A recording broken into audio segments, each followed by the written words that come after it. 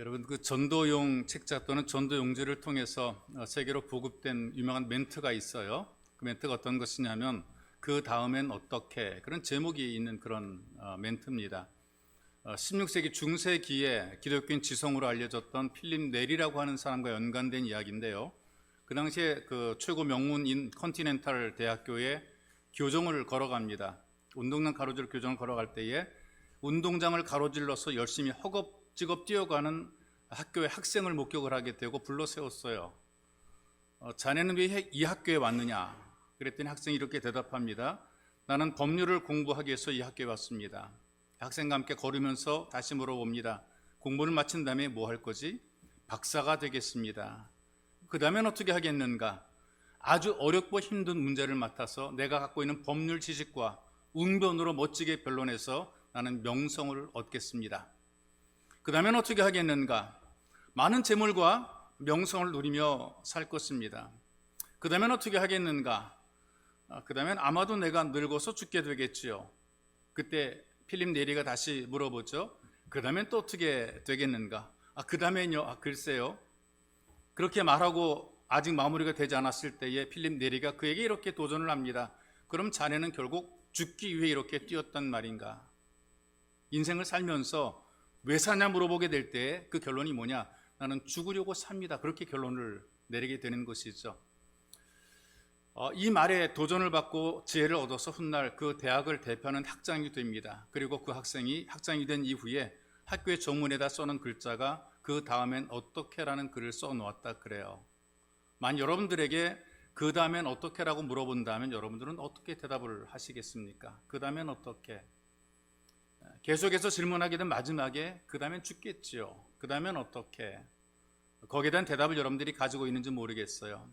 어쩌면 여러분들 가운데 글쎄라고 대답할 수 있겠지만 지금처럼 살다가 갑자기 싸늘한 죽음을 맞이하게 됩니다. 죽음을 맞이하게 되면 우리가 애지중지 길렀던 아들과 딸들이 죽어서 시신이 된 여러분들을 3일 넘게 가까이 두지는 않을 겁니다. 아무리 사랑했던 사람일지라도 3일 넘게 가까이 두고 살지는 않을 거라 그 말이죠. 하루 지나 입관을 하게 되고 냉장고에 보관을 하게 되죠. 그리고 육신은 땅속에 묻거나 한 줌의 채로서 남게 될 것입니다. 그리고 영혼은 하나님 앞에 서게 됩니다.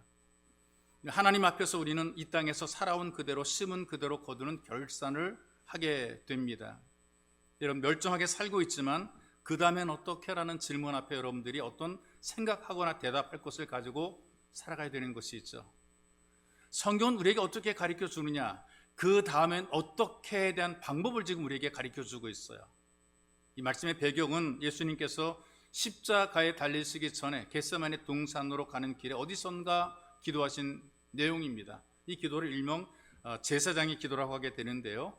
요한복음에서만 유별나게 기도가 기록이 되어 있어요. 겟세마네 기도는 기록하지 않고 이 기도만 길게 기록이 되어 있는데 성경에 나오는 모든 기도 가운데 가장 긴 기도입니다. 그리고 기도의 내용도 굉장히 자세하게 기록이 되어 있어요. 세 부분으로 나눠 기록이 되어 있더라고요. 먼저는 예수님과 자신과 성부를 위한, 하나님 아버지를 위한 기도를 올린 것이 5절까지고 제자들을 위해서 기도한 것이 19절까지고 또 모든 성도를 위해서 기도한 것이 16절까지입니다. 그 중에서 1절부터 5절까지 반복적으로 나오는 말씀이 있어요. 여러분과 제가 읽은 말씀 가운데 여러분들이 느꼈는지 못 느꼈는지 모르겠지만 계속해서 반복적으로 나오는 단어가 있어요. 그 1절 보니까 아들을 영화롭게 하사, 또 아들로 아버지를 영화롭게. 4절에 보니까 아버지를 이 세상에서 영화롭게 하였사오니, 또 5절에 보니까 내가 아버지와 함께 가졌던 영화로서 지금도 아버지와 함께 나를 영화롭게 하옵소서, 이렇게 얘기를 하고 있어요. 영화롭게, 영광스럽게, 이제 그런 의미가 있거든요. 예수님께서 고난 당하시고 십자가에서 죽음을 맞이하게 됩니다. 고통의 순간이 다가오고요, 죽음의 순간이 눈앞에 왔단 말이죠.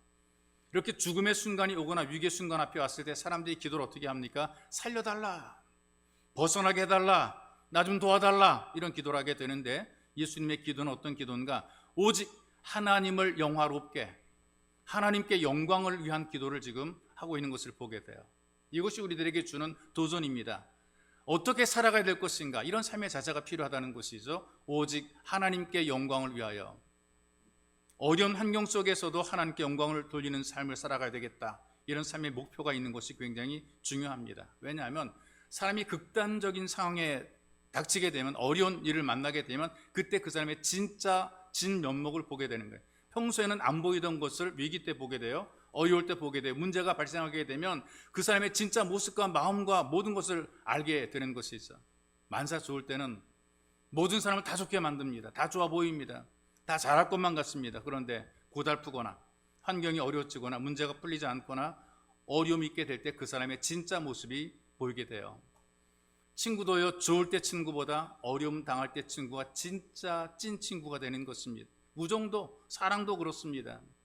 좋을 때는 다 좋습니다. 잘해줄 때는 다 좋습니다. 그런데 어려움을 당할 때, 위기에 빠졌을 때, 고난에 빠지게 되었을 때, 그때 진짜 함께 있어주는 사람이 찐 친구이며 찐 우정이며 찐 사랑이라 그 말이죠.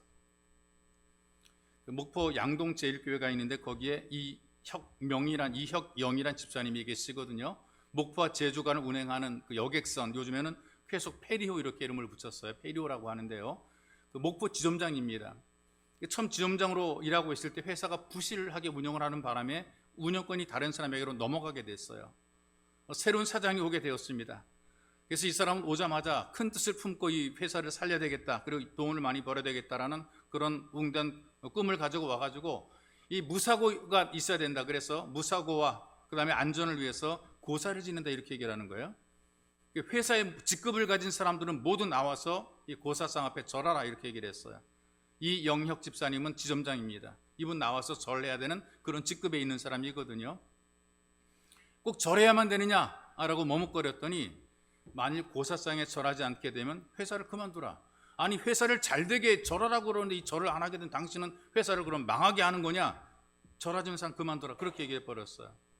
이분이 그날 밤 밤새 고민하며 기도합니다. 도저히 자기는 고사상 돼지 대가리 앞에 절할 수 없다. 마음속에 확실한 확신이 서게 되고 아무런 대책도 없이 회사에 사표를 내고 그만뒀어요. 그런데 그 회사가 잘 되려고 고잘 지낸 회사가 8개월 만에 또 부도가 나는 거예요. 그래서 또 다른 새로운 사장이 와서 또 새롭게 시작을 하게 되죠.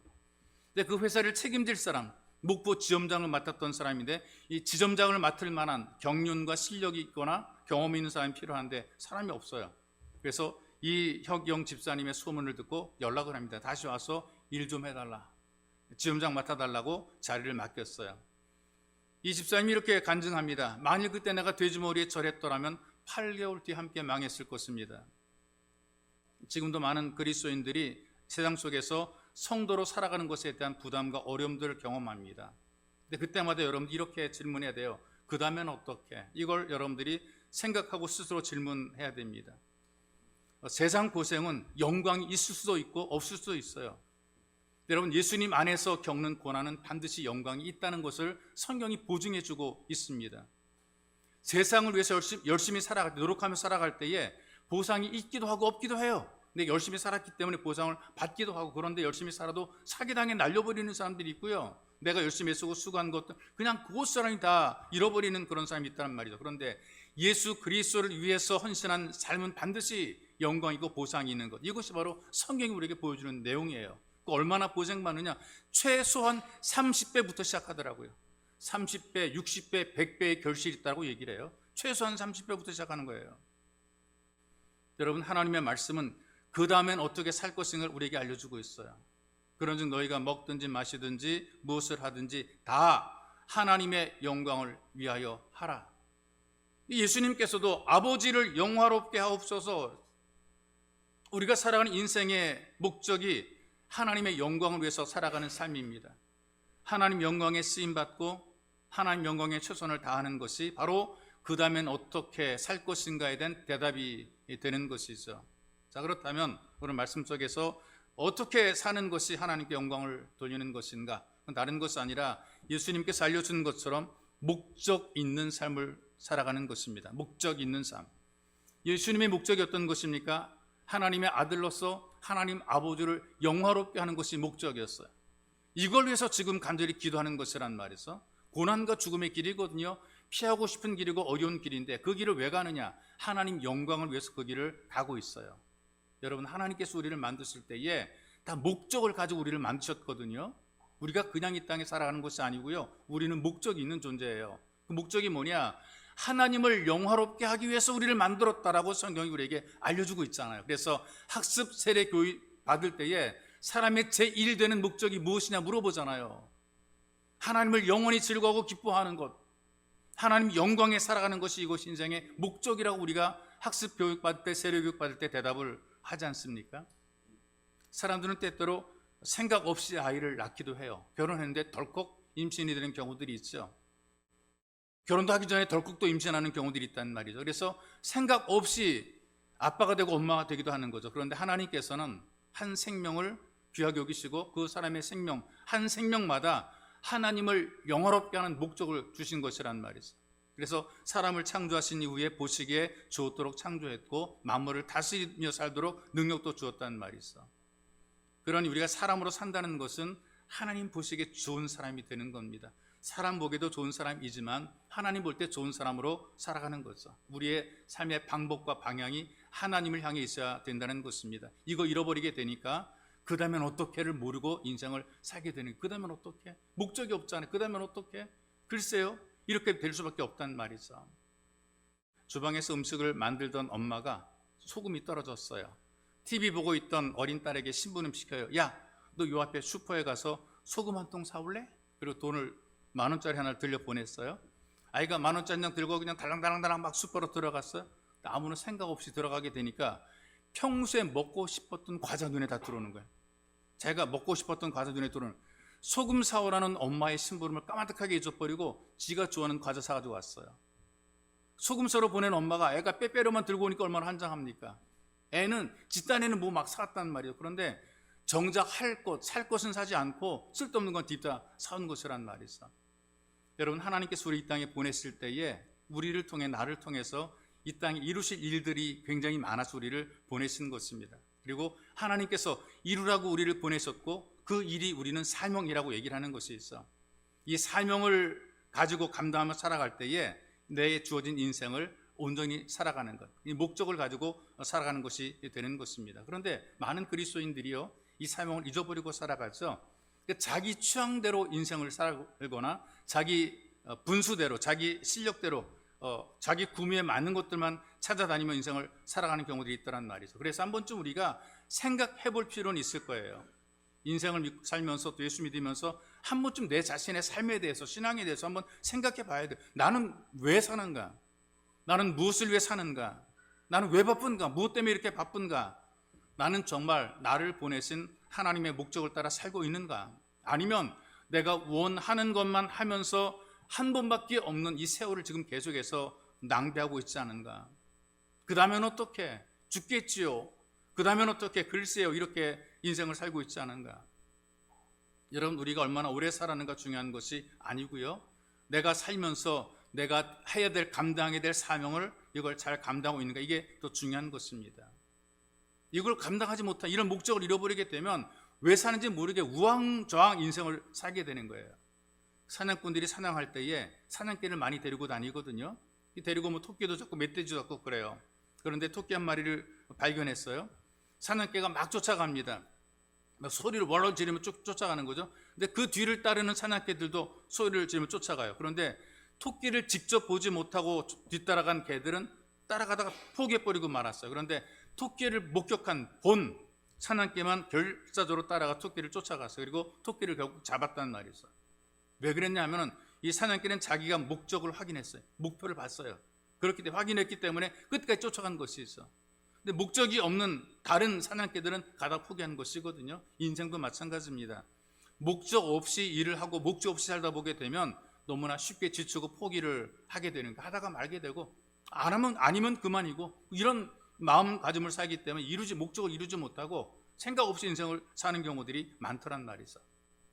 미국에서 이제 황색의 빌 게이츠라는 별명을 가지고 있는 사람이 시애틀의 억만장자로 불리는 사람이 있어요. 30대 중반에 폴송이고 한국명으로 송영욱이라고 하는 사람인데요. 27살 때 아내와 함께 정보 관리하는 회사를 만들어 가지고 7년이 됐을 때에 직원이 900명이고 연간 매출이 1320억을 넘는 회사로 성장을 시켰어요.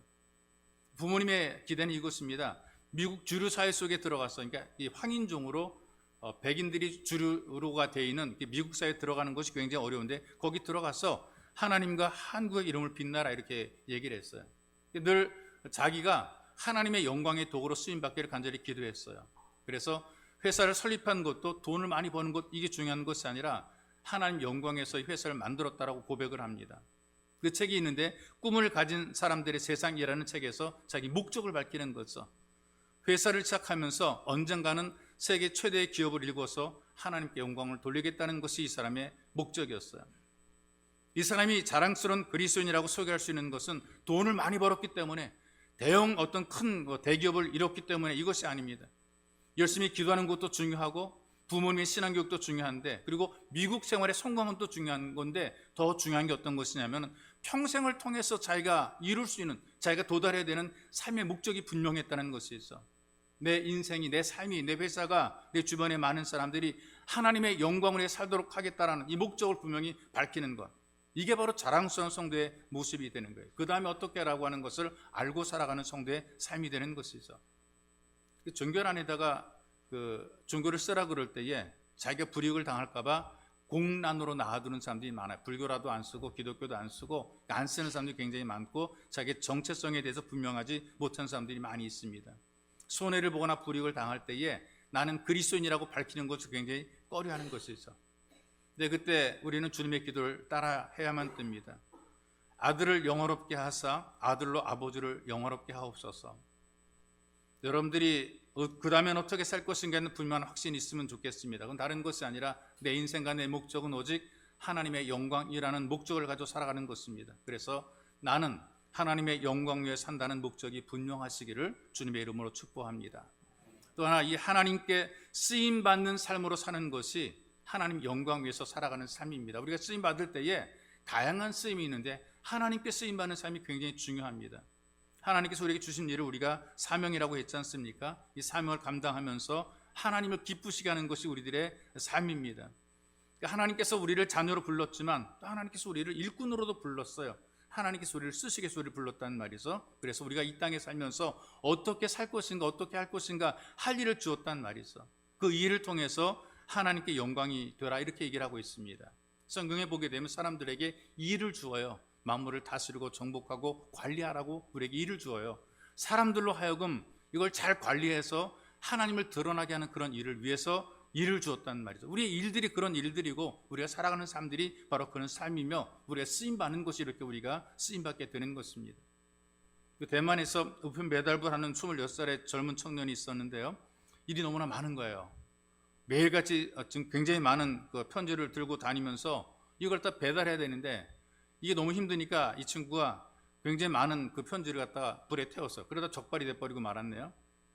이게 원래 우체부가 됐다는 얘기는 편지를 배달하는 것이 자기의 사명이란 말이죠. 그런데 이게 힘들고 귀찮다고 불태워버렸단 말이에요. 불태워버리면 내가 할 일이 줄어드는 것으로 생각했거든요. 그런데 자기 할 일만 줄어드는 것이 아니라 자기도 일터에서 버림받았어요. 편지가 타는 것처럼 자기 일터도 타버리고 마는 것이란 말이죠. 쓸모 없어지게 된 것이거든요. 이렇게 사람들이 어리석게 살아가는 거란 말이죠. 우리는 예수님의 기도를 생각해야 됩니다. 1절에 아들로 아버지를 영화롭게 하게 하옵소서. 나는 하나님 영광을 위해서 기꺼이 쓰여지겠다라고 하는 예수님의 고백이란 말이죠. 예수님께서 어떤 일 하시는 겁니까? 뭐 대단한 영광을 누리는 일 하는 것이 아니라 십자가 지고 죽는 것이 바로 이게 예수님의 일이란 이 사명이란 말이죠.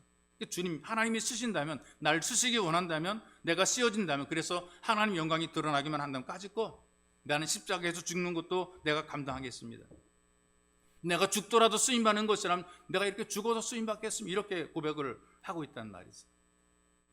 1절에는 때가 이르렀다고 얘기를 하고 있는데 이때는 구원을 위한 십자가를 짊어진 바로 그런 때를 얘기하는 것이죠. 2절에 보니까 예수님께서 만민을 다스리는 권세가 있다라고 얘기를 능력이 있다라고 얘기를 합니다. 능력이 있는데 십자가를 피할 수 있음에도 불구하고 하나님을 영화롭게 하기 위해서 하나님께 쓰임받기 위해서 기꺼이 이것을 감수하는 것이거든요. 바로 이것이 하나님 영광을 위해서 살아가는 이런 삶이 되는 것입니다. 하나님 내게 준 일이 있다면 비록 내가 죽는 한이 있다 할지라도 그걸 이루어 드리는 것, 이것이 바로 십자가를 진다라는 표현을 쓰고 있습니다.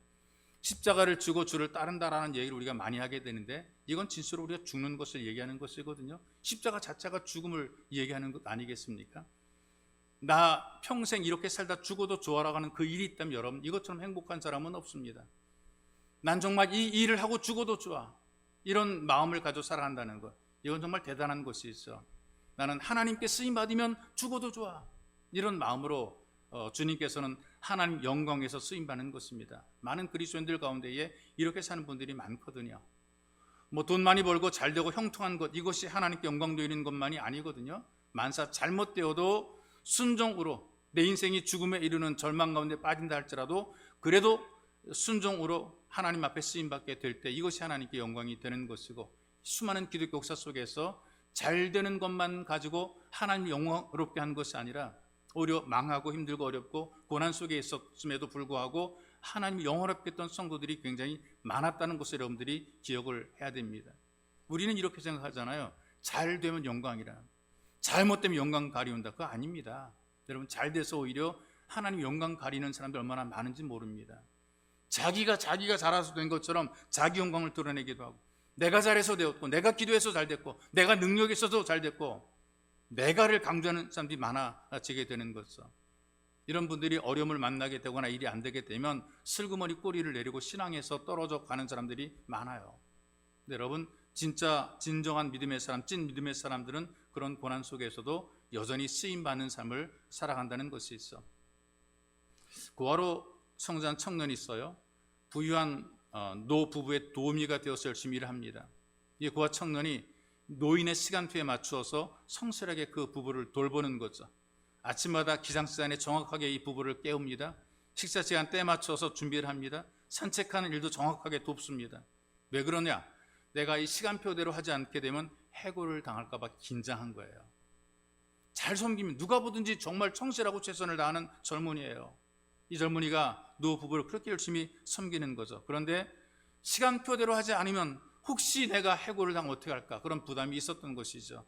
그런데 오랫동안 성실하게 최선을 다해서 이 노 부부를 돕는 일을 잘 해냈어요. 근데 이 부부에는 자식이 없었어요. 이 청년이 너무나 마음에 드는 거예요. 그래서 이 부부가 이 청년을 양자로 삼았습니다.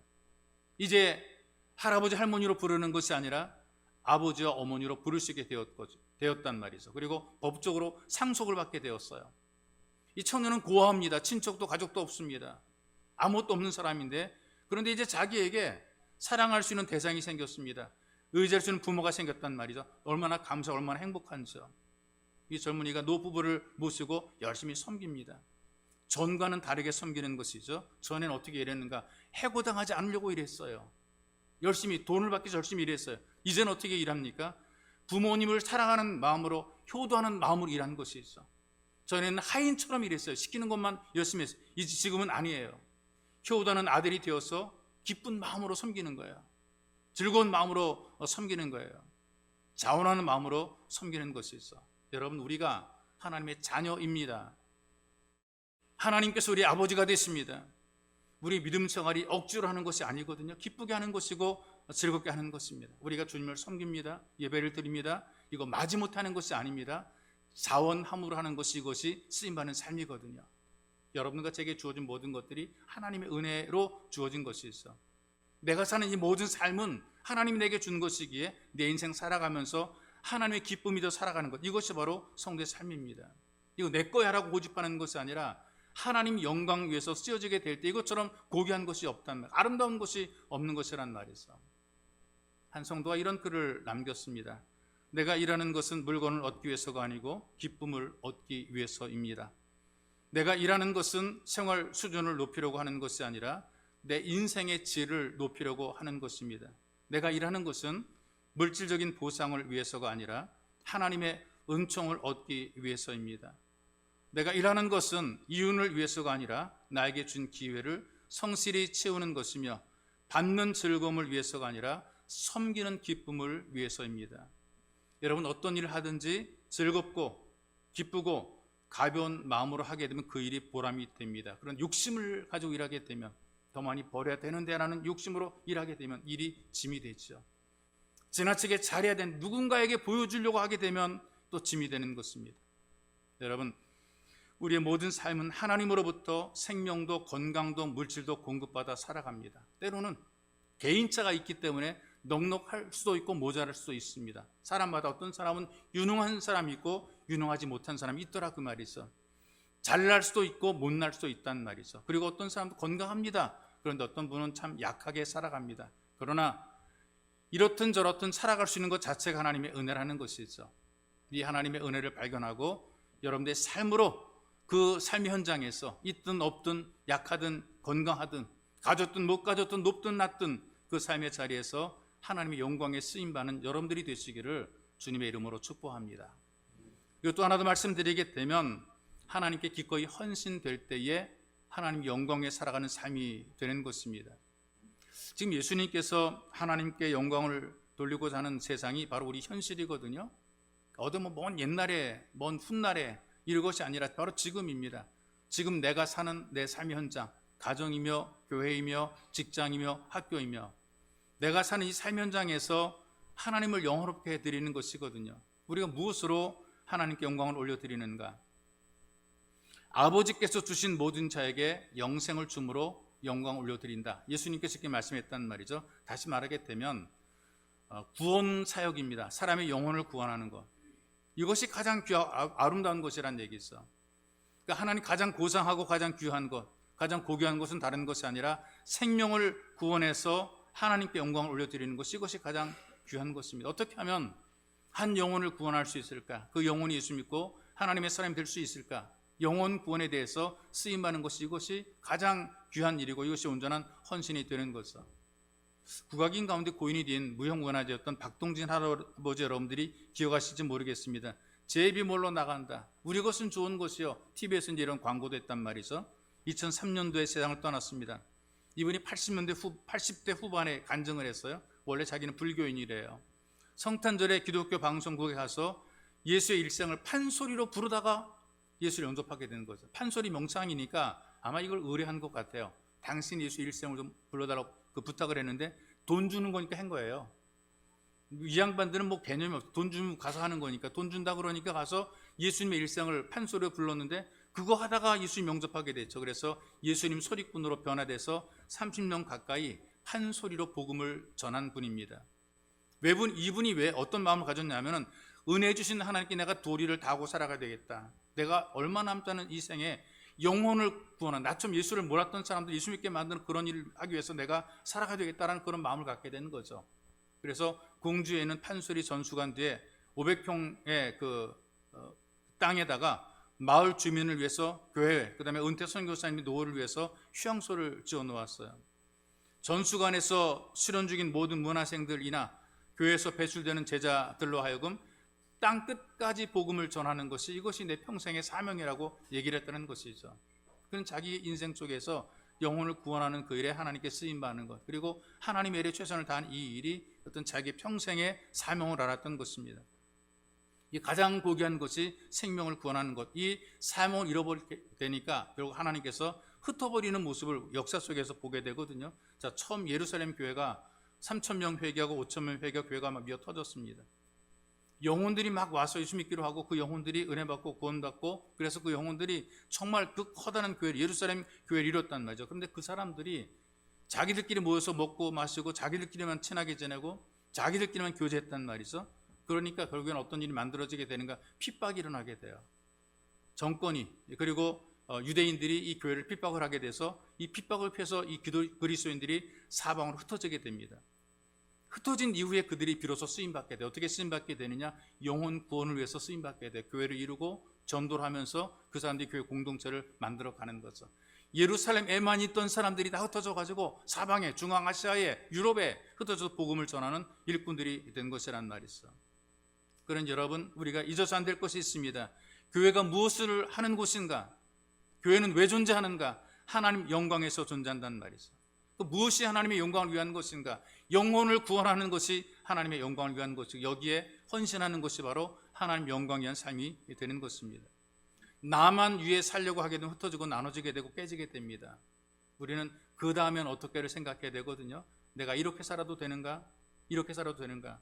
그 다음엔 어떻게 라고 이 질문을 계속 해야 됩니다. 환경미화원인 김영백 집사님이라는 분이 계시거든요. 이분의 별명이 성자가 된 청소부라는 별명을 가지고 있어요. 돈도 없고 시간도 많지 않습니다. 자기 자신과 가족을 챙기기도 그렇게 여유롭지 못한 환경이거든요. 16평짜리 시유지에 집을 짓고 살고 있어요.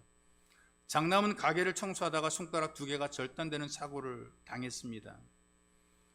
차남은 총망받던 실업 축구 선수였는데 연습 도중에 허리를 다쳐가지고 수술을 받고 계속해서 투병 중에 있어요. 여러분, 이런 환경, 이런 조건 속에 있다면 삶이 원망스럽고 좀 좌절스럽지 않겠어요? 좀 살만하니까 아들이 손가락 2개가 잘려서 일을 못하게 되고, 축구 선수로 총망받던 아들인데 허리를 다쳐 병원에서 수술하고 입원해서 다시는 공을 찰 수 없다는 그런 안타까운 그 결과가 만들어지게 되고, 그런데 이 김 집사님은 환경 미화원임에도 불구하고 업무가 없는 날이 있잖아요. 그때 아침과 저녁 하루 2차례 산꼭대기 자기 집에서 손수레 끌고 나와서 일대를 돌면서 파지, 종이 그리고 병, 빈깡통 이런 재활용 용품들을 수집을 합니다. 왜 그러냐? 내가 가게 집안이 어려우니까, 애들도 뭐 일도 못하고 그러니까 좀 살림을 도와야 되겠다, 그런 게 아니거든요. 그 돈 가지고 실로암 안과 병원을 통해서 매월 한 사람의 개안 수술비를 후원하는 거예요. 실로암 안과 병원이 목사님이 하는 곳이고 기독교인들이 많이 가서 후원하고 그러는 곳인데, 개안 수술비를 후원한단 말이죠. 그동안에 얼마큼 했느냐? 49명의 안 못 보는 사람들에게 광명을 찾는 데 후원한 거죠. 이분이 돈이 많은가요? 환경미화원 하면서, 그 다음에 파지를 주워 팔면서 그 돈 가지고 49명이나 되는 사람들의 눈에 광명을 찾아준 것이란 말이죠. 그리고 지역 내에 가정 형편이 어려운 학생들을 위해서 매년 50만 원씩 4명에게 장학금을 지급을 합니다. 무위탁 노인들에게는 겨울 내에 50불을 드린 거죠. 주변 사람들이 묻습니다. 사는 게 너무 뻑뻑하게 사니까, 쉬지도 못하고 이렇게 해가지고 계속 돕고서 자기들의 생활도 늘어가지 못하니까 왜 그렇게 무리하며 사느냐? 왜 이렇게 당신 무리하느냐? 왜 그렇게 고생하느냐?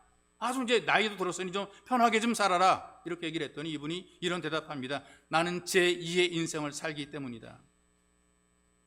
86년도에 중동에서 3년간 근로자 생활을 마치고 귀국을 했대요. 돈 그때는 좀 많이 벌어왔죠. 그런데 허리 통증이 생겨서 시름시름 앓다가 모아두었던 중동에서 일해가지고 모아두었던 그 모든 돈들을 치료비로 다 날려버리는 게, 사람이 알 수가 없어요. 돈 모아 오긴 왔는데 이 돈이 어디로 들어가는가? 치료비로 다 들어가 버리고 말았어요. 보증금 100만 원에 월세 6만 원 사글세 방에 살았어요. 거동도 못하는데 아내가 대소변을 받아냅니다. 참 진한 사랑이죠. 그리고 이 아내가 우유 배달하고 팥줄 벌어서 아이들을 양육을 했어요. 길렀어요. 근데 거기에 더한 것이 뭐냐면, 이 아내가 남편을 위해서 40일 동안 작정 기도하고 새벽 기도를 나갑니다. 허리 아픈 거 치료비만 계속 들어가게 되고 치료가 안 되게 되니까 40일 동안 작정 기도하는 거죠. 그러니까 이 남편이 볼 때 한심한 것 같아요. 답답한, 피곤하고 힘든데 새벽까지 나가게 되니까 아내가 딱하기도 하고 한심해가지고, 제발 좀 소용없는 짓 하지 말아라, 쓸데없는 짓 하지 말아라, 피곤한 짓 하지 말아라, 이렇게 만류했다는 거죠. 인생 그렇게 살지 말라고 만류했다는 거예요. 근데 40일 작정 마지막 기도 주일 아침인데 아내가 몸이 아픈 거예요. 불편해서 움직일 수 없어요. 내가 꿈쩍하지 못하니까 제발 나 좀 교회까지 가게 해달라고 애원한 거예요. 나를 좀 제발 교회까지만 데려다 달라고. 그러니까 이 남편이 할 수 없어가지고 목발을 짚고, 자기도 허리 다쳐서 제대로 움직이지 못하니까 자기도 목발을 짚고 아내를 부축해서 거의 기어가다시피 교회로 갔어요. 아내가 하도 가자니까 가가지고 함께 앉아 예배를 드렸어요. 그날 예배를 드리면서 하나님의 은혜가 임하니까 기가 막힌 기적이 만들어지게 됩니다. 자기 죄가 생각이 되고 하나님 몰랐던 거 회개하면서 간절히 울며 기도했는데, 그렇게 회개하고 기도한 이후에 허리 아픈 것이 깨끗하게 나아버린 거예요. 완벽하게 나아버렸어요. 건강 회복됐단 말이죠. 그래서 나는 하나님 은혜가 너무나 감사해서 나는 내 평생에 하나님 영광을 위해 살아가는 인생을 살기로 결심했다. 하나님이 좋아하시는 것이라면 나는 뭐든지 할 수 있다. 이분이 이렇게 대답하는 거죠. 내 인생 살면서 나는 두 번째 사는 인생인데, 하나님께서 원하시는 것이라면, 하나님이 좋아하는 것이라면 내가 뭔들 못할까? 어떤 것들 내가 못할까? 난 하나님이 기뻐하는 그 일에 살아간다. 여러분들도 어려울 때든지 좋을 때든지 언제나 하나님이 좋아하시는 것, 기뻐하시는 것이라면 내가 뭐든 하리라. 하나님 영광 위해서 살아가는 여러분들의 삶이 되시기를 주님의 이름으로 축복합니다. 우리 기도합시다. 기도할 때에 우리에게 주었던 첫 번째 질문들은 마음속에 진단하고 점검하기 원합니다. 그 다음엔 어떻게? 나는 그 다음에 어떻게 살 것인가, 어떻게 될 것인가, 이 일이 끝난 이후에 나는 어떻게 될 것인가, 무엇을 해 살 것인가, 그리고 나는 어디부터 와서 무엇 때문에 삶이 오도록 하는가, 이런 부분들을 깊이 생각해보는 이 귀한 시간. 그래서 하나님 은혜 가운데 주님, 나는 어떻게 사는 것이 하나님의 기쁨이 되는 것일까요? 내가 주 앞에 하나님께 기쁨이 더 살겠습니다. 이런 헌신의 기도가 있기를 원합니다. 그리고 목적 있는 삶이 되었으면 좋겠어요. 내 인생, 내 목적은 오직 하나님의 기쁨이 되기 위해서. 그리고 나는 여러 곳에 쓰임받는 것이 아니라 하나님께 붙잡혀 쓰임받기 위해서 하나님 나를 써주시옵소서. 내 손과 발과 내 인생과 내 삶을 써주시옵소서. 그리고 나는 기꺼이 주님께 헌신하며 살아가리라. 하나님이 좋아하시고 원하시는 그 모든 일에 내 생명을 걸고 나는 죽어도 좋다라는 기쁨과 감동을 가지고 살아가리라. 이런 결심의 마음들과 주님, 나를 도우셔서 이 세상 속에서 내 인생 내 삶이 오직 하나님의 영광을 위하여 이런 삶이 되게 도와달라고 여러분들이 간절히 기도하기 원합니다. 기도하겠습니다. 살아계신 아버지, 고맙고 감사합니다. 우리에게 은혜를 베푸셔서 하나님의 돌보심 안에 거하게 인도하신 좋으신 하나님 아버지, 이제 우리가 주님의 은혜 속에 살기 원합니다. 주님의 기쁨 속에 살기 원합니다. 하나님께서 우리를 붙잡아 주시는 삶으로 살기를 하나님 간절히 원합니다. 그 다음에 어떻게 살 것인가 말씀을 통해 자신을 돌아보게 만들어주시고 우리 인생과 우리 삶이 하나님 앞에 복된 삶이 될 수 있도록 우리를 다스려 주시고 관리하시고 인도로 주시기를 하나님 간절히 원하며 소망합니다. 자, 백성들이 주님, 많은 사람들이 어디에서 와서 무엇 때문에 삶이 오도록 하는가 생각하지 않고 마구잡이로 인생을 살아가다가 주어진 생애와 삶들을 낭비하고 허비하는 삶을 살아갈 때가 많습니다. 주님, 이제 우리가 주의 말씀을 들었습니다. 하나님께로부터 와서 하나님의 일을 위해 하나님 영광에 살아가다가 하나님 앞으로 가게 되는데, 주님, 내가 하는 이 모든 삶의 일이 마무리가 될 때에 그 다음엔 어떻게 될 것인가를 생각하는 귀한 삶이 되기 원합니다. 내가 심은 것을 거두고 살 건데 내가 쓰고 수고한 내 모든 것들이 거둬질 그때를 기억하며 하나님 앞에서 결산할 그날을 기억하며 우리가 살아갈 수 있도록 하나님 도와주옵소서. 내가 살아온 삶의 삶만큼 주 앞에 결산을 하게 될 터인데 내 인생 속에서 남는 삶이 되게 하소서. 하나님 보실 때 좋은 삶이 되게 하시고 하나님의 기쁨이 되도록 우리를 도우시고 인도하시기를 하나님 간절히 원합니다. 오직 하나님께 영광을 위하는 목적 있는 삶이 되게 만들어주시고 하나님 손에 붙잡혀 쓰임받으리라. 내 인생과 내 삶이, 내 평생이 하나님께 쓰임받으리라 결단하는 삶이 되게 만들어주옵소서. 특별히 주님 간절히 원합니다. 주님이 좋아하시는 것, 주님이 기뻐하는 것이라면 내가 무엇인지 할 수 있다는 마음으로 하나님께 헌신된 삶이 되게 도와주옵소서. 기꺼이 하나님 우리의 생애를 바쳐 헌신하는 복이 있는 삶이 되게 만들어주옵소서. 정말 인생 살며 평생토록 나는 죽어도 좋다라고 하는 이 귀한 일들을 감당해낼 수 있도록 하나님 도와주옵소서. 하나님 이를 위해서 주님 내 평생을 바쳐도 아깝지 않다는 이 간절한 마음으로 하나님께 기꺼이 헌신되게 만들어 주옵소서. 이런 마음, 이런 생각 가지고 살아갈 때 주님 우리의 길을 열으시고 책임지고 보장할 줄로 분명히 믿습니다. 살아계신 하나님 아버지, 우리가 하나님께로부터 와서 하나님 영광에 살다가 하나님 앞으로 가게 되는데 이 땅에서의 모든 삶 심은 대로 거두게 되는 것을 기억하고 그 다음에 어떻게 하나님 앞에 서게 되었을 때에 하나님 앞에서 살아온 삶들을 결산하게 된다는 것을 기억하며 우리가 오직 하나님 영광에 살리라 목적 있는 삶을 살게 만들어 주시고 인생을 살 때 주님 다양한 쓰임새가 있지만 우리는 주님의 손에 붙잡혀 내 인생, 내 평생, 내 삶이 하나님 손에 붙잡혀 쓰임받으리라 이런 각오 가지고 살아가도록 도와주시고 하나님이 좋아하시는 것, 하나님이 기뻐하시는 것이라면 난 무엇인지 할 수 있다라는 헌신의 마음 결단을 가지고 살도록 도와주옵소서. 주께서 말씀을 통해 우리들에게 보장해 주시고 확신을 해 주옵사오니 말씀을 따라 보장받은 삶, 보장된 인생을 살아가도록 확신을 가지고 담대하게 믿음을 지켜내도록 우리를 도와주옵소서. 그래서 혼란한 세상 속에서 우리는 오직 하나님 영광을 위하여 하나님만 바라보고 살아가는 믿음의 삶을 살도록 우리를 도와주옵소서. 보배로우신 예수님의 이름으로 기도하옵나이다. 아멘.